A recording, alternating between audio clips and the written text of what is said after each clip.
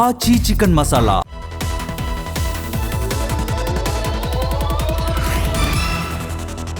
నిజామాబాద్ జిల్లా రెంజల్ మండలంలోని కందుకుర్తి పుష్కర్ ఘాట్ను కలెక్టర్ ఇలా త్రిపాఠి పరిశీలించారు. వచ్చే ఏడాది జరగనున్న గోదావరి పుష్కరాలను పురస్కరించుకొని జిల్లాలోని ప్రధాన పుష్కర్ ఘాట్ అయిన కందకుర్తిని అధికారులతో కలిసి క్షేత్రస్థాయిలో సందర్శించి సౌకర్యాలను పరిశీలించారు. ఘాట్ పరిసరాలు అపరిశుభ్రంగా ఉండడాన్ని గమనించిన కలెక్టర్ సంబంధిత అధికారులపై ఆగ్రహం వ్యక్తం చేశారు. పుష్కరాల సమయంలోనే కాకుండా సాధారణ సమయాల్లోనూ పరిశుభ్రత పాటించాలన్నారు. గోదావరి పుష్కరాలకు ఎలాంటి లోటుపాట్లకు తావులేకుండా సౌకర్యాలు కల్పించాలని అధికారులను ఆదేశించారు. ఇక ఘాట్ వద్ద ప్రమాదాలకు ఆస్కారం లేకుండా హైమాస్ లైట్లు ఏర్పాటు చేయాలని, రహదారికి మరమ్మతులు జరిపించాలని కలెక్టర్ ఆదేశించారు. కోర్టులకు బాంబు బెదిరింపులు కామన్గా మారిపోయాయి. ఇటీవల తెలుగు రాష్ట్రాల్లో ఇలాంటి ఘటనలు రిపీట్ అవుతూనే ఉన్నాయి. తాజాగా వరంగల్ కోర్టుకు సైతం బాంబు బెదిరింపు కాల్ రావడంతో పోలీసులు అలర్ట్ అయ్యారు. ఇక బాంబ్ స్క్వాడ్ తనిఖీలు నిర్వహించారు. ఎలాంటి బాంబు లేదని నిర్ధారించారు. ఫేక్ కాల్ చేసి బెదిరించినట్లుగా పోలీసులు భావిస్తున్నారు. ఎవరు కాల్ చేశారనే విషయంలో పోలీసులు దర్యాప్తు చేస్తున్నారు. భారతదేశ భవిష్యత్తును నిర్మించే మన ఆడబిడ్డల ఆరోగ్యం విషయంలో ప్రధాని మోదీ నేతృత్వంలోని కేంద్ర ప్రభుత్వం చారిత్రాత్మక నిర్ణయం తీసుకుంది. సర్వైకల్ క్యాన్సర్ ముప్పు నుంచి బాలికలకు రక్షించేందుకు ఉచిత హెచ్పివి టీకా పంపిణీ కార్యక్రమానికి శ్రీకారం చుట్టింది.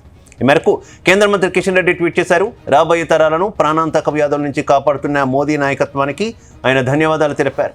ఆరోగ్య భారత్ దిశగా వేస్తున్న ఈ అడుగు ఎంతోమంది ప్రాణాలను కాపాడమే కాకుండా ఆడబిడ్డల భవిష్యత్తుకు భరోసానిస్తుందని ఆశాభావం వ్యక్తం చేశారు. ఈ నెల 28న దేశవ్యాప్తంగా అన్ని ప్రభుత్వ ఆరోగ్య కేంద్రాల్లో 14 నుంచి 15 ఏళ్ల బాలికలకు హెచ్పివి వ్యాక్సిన్ పంపిణీ చేయనున్నారు. తెలంగాణలో 3,30,000 మందికి టీకా వేయనున్నారు. గుజరాత్ సూరత్ నగరంలోని హజీరా ప్రాంతంలో ఉన్న ఏఎంఎన్ఎస్ కంపెనీలో కాంట్రాక్ట్ ఉద్యోగులు చేపట్టిన ఆందోళన హింసాత్మకంగా మారింది. ఘటనలో భారీగా ఆస్తి నష్టం జరిగింది.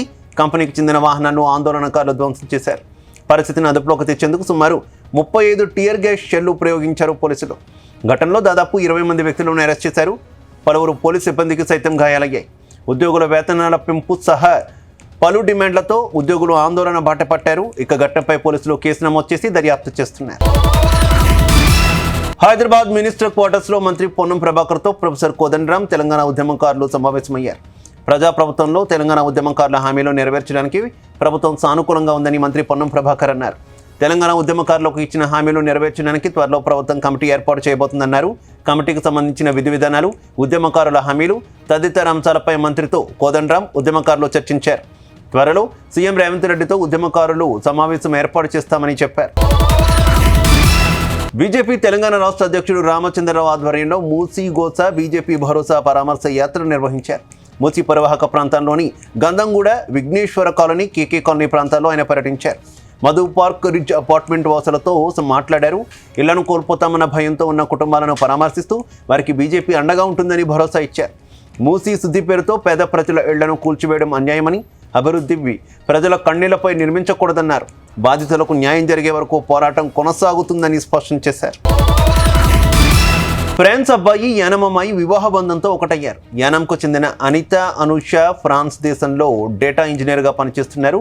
అక్కడే ప్రభుత్వ రంగంలో స్టేజ్ ఆర్టిస్ట్గా పనిచేస్తున్న రోమన్ షూలేర్ డేటింగ్ యాప్ ద్వారా అనిత అనూషతో పరిచయం ఏర్పడింది. ఆ పరిచయం ప్రేమగా మారి చివరకు వివాహ బంధానికి దారితీసింది. గతంలో యానంలో పర్యటించిన రోమన్కు తెలుగు హిందూ వివాహ విధానం నచ్చడంతో తన పెళ్లి కూడా ఇదే సంప్రదాయంలో జరగాలని కోరుకున్నాడు. అందుకే కుటుంబ సభ్యులతో కలిసి యానం వచ్చి వివాహం చేసుకున్నట్టు తెలిపారు.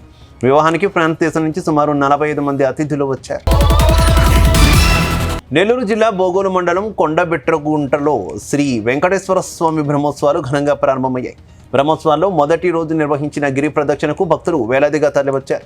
స్వామివారిని దర్శించుకుని భక్తులు గిరి ప్రదక్షిణ నిర్వహించి తమ భక్తిని చాటుకున్నారు. ఈ సందర్భంగా నిర్వహించిన సాంస్కృతిక, ఆధ్యాత్మిక కార్యక్రమాలు భక్తులను ఆకట్టుకున్నాయి. బ్రహ్మోత్సవాలకు వచ్చే భక్తులకు స్థానిక శాసనసభ్యులు దగుమాటి వెంకటకృష్ణారెడ్డితో పాటు ఆలయ అధికారులు అన్ని ఏర్పాట్లు చేశారు. నేటి నుంచి 11 రోజుల పాటు జరిగే ఈ బ్రహ్మోత్సవాలకు పోలీసు బందోబస్తు ఏర్పాటు చేశారు. నిరుద్యోగుల ఓట్లతో గద్దెనెక్కిన ముఖ్యమంత్రి రేవంత్ రెడ్డి తమ సమస్యలు పట్టించుకోకపోవడంపై నిరుద్యోగులు మండిపడ్డారు. డిఎస్సి నోటిఫికేషన్ విడుదల చేయాలని డిమాండ్ చేస్తూ నిరుద్యోగ జేఏసీ ఆధ్వర్యంలో లక్డీ కపూర్లోని పాఠశాల విద్యాశాఖ కమిషనర్ కార్యాలయాన్ని ముట్టడించారు. నిరుద్యోగులకు మద్దతుగా ధర్నాలో పాల్గొని మద్దతు తెలిపారు బీసీ సంక్షేమ సంఘం జాతీయ అధ్యక్షులు, రాజ్యసభ సభ్యులు ఆర్ కృష్ణయ్య. ఇక ఎన్నికల హామీ మేరకు మెగా డిఎస్సి ప్రకటించాలని కృష్ణయ్య డిమాండ్ చేశారు. వివిధ ప్రభుత్వ పాఠశాలల్లో ఖాళీగా ఉన్న 40,000 టీచర్ల పోస్టుల భర్తీని వెంటనే నోటిఫికేషన్ జారీ చేయాలంటూ డిమాండ్ చేశారు. హైదరాబాద్ జిల్లా విద్యాశాఖ ఆధ్వర్యంలో 10th క్లాస్ విద్యార్థులు ఏర్పాటు చేసిన మోటివేషనల్ క్లాసుల్లో మంత్రి పొన్నం ప్రభాకర్, జిల్లా కలెక్టర్ హరిచందన పాల్గొన్నారు. ప్రతి విద్యార్థికి జీవితంలో 10వ తరగతి ఎంతో కీలకమన్నారు మంత్రి పొన్నం ప్రభాకర్. పబ్లిక్ పరీక్షలు భయం, మానసిక ఒత్తిడి లేకుండా రాయాలన్నారు. చదివింది పదే రివిజన్ చేసుకుంటూ జ్ఞాపక శక్తి పెంచుకోవాలని కలెక్టర్ దాసరి హరిచందన సూచించారు. 10వ తరగతి పరీక్షలు కేవలం ఒక పరీక్ష మాత్రమే కాదని ఇది మీ భవిష్యత్తుకు పునాది వేయబోయే మొదటి పెద్ద అడుగని అన్నారు. పరీక్షల సమయంలో మొబైల్ ఫోన్లు, టీవీలకు దూరంగా ఉండాలని సూచించారు. పరీక్షల్లో ఉత్తమ ప్రతిభ కనబరిస్తే ఆత్మవిశ్వాసం పెరుగుతుందన్నారు.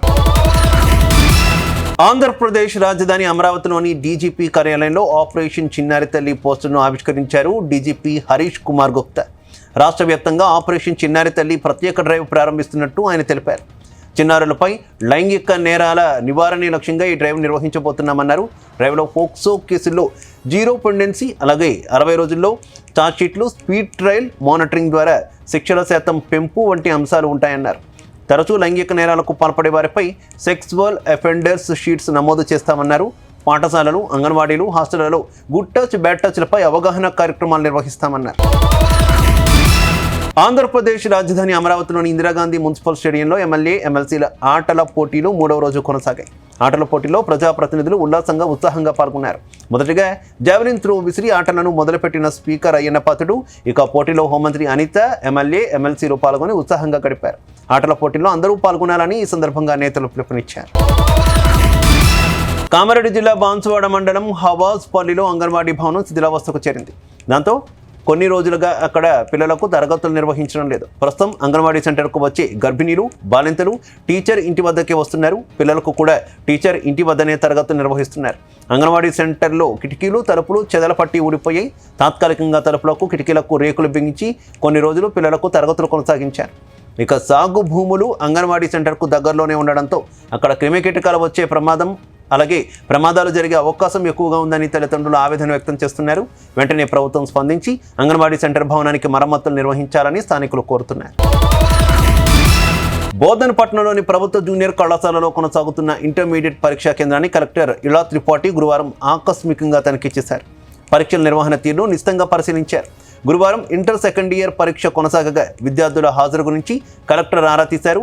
నిబంధనలకు అనుగుణంగానే పరీక్ష నిర్వహిస్తున్నారా అని పరిశీలించారు. పరీక్షా కేంద్రాల్లో తాగునీటి వసతి, అలాగే ప్రథమ చికిత్స సదుపాయం, ఏఎన్ఎం, టాయిలెట్స్ అందుబాటులో ఉన్నాయా అని గమనించారు. ఎలాంటి లోటుపాట్లకు తావులేకుండా సజావుగా పరీక్షలు జరిపించాలని సూచించారు.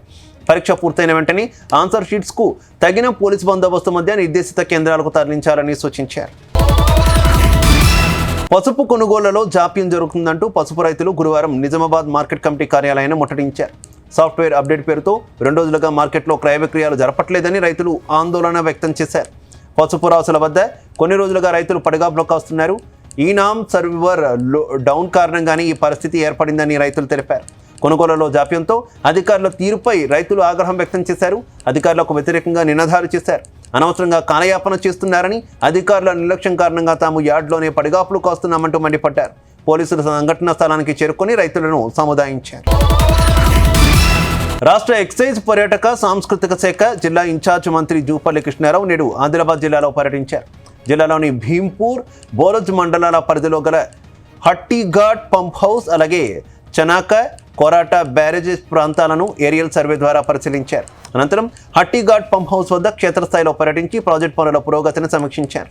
ఆదిలాబాద్ జిల్లాను అన్ని రంగాల్లో అభివృద్ధి పరచడమే ప్రభుత్వ లక్ష్యమని మంత్రి స్పష్టం చేశారు.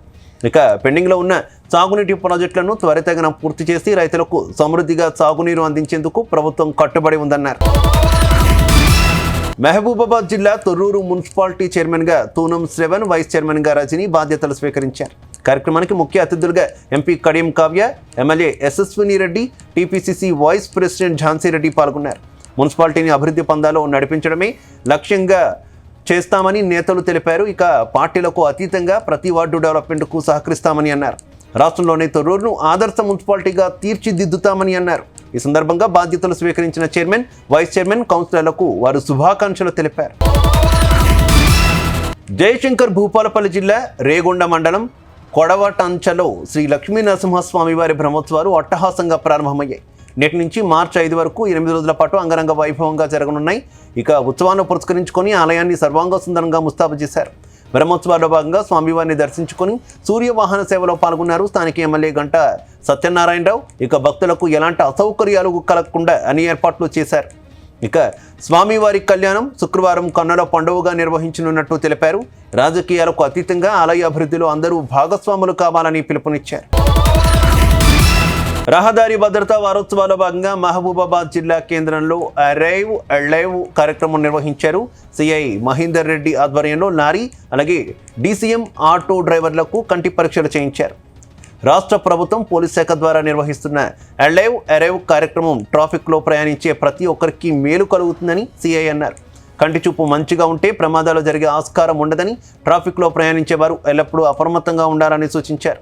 వాహనాల డ్రైవర్లు ఆరోగ్యంగా ఉంటేనే సురక్షిత ప్రయాణం సాధ్యమవుతుందని, ప్రతి సంవత్సరం అన్ని రకాల ఆరోగ్య పరీక్షలు చేయించుకోవాలని కోరారు.